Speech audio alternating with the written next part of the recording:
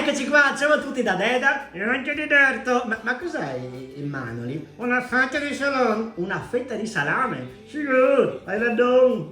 Ma cosa mangi in diretta? Sicuro, ma dai, ma poi dove l'hai preso? In due teorie. In cosa? In due teorie. Ah, in becchiarie.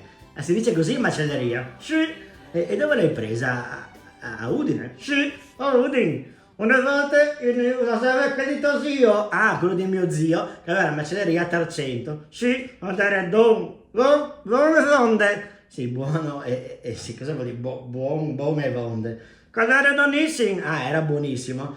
Però adesso è chiuso e non c'è più. Sì, e allora voglio Udine. Ah, ok.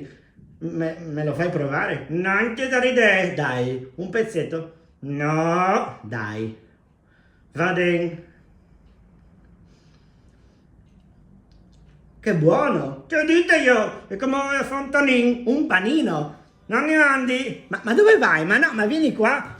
No, ma perché devi lasciarmi da solo qua? Vabbè, il salame, si dice salam, è così, beh, in becchiarie.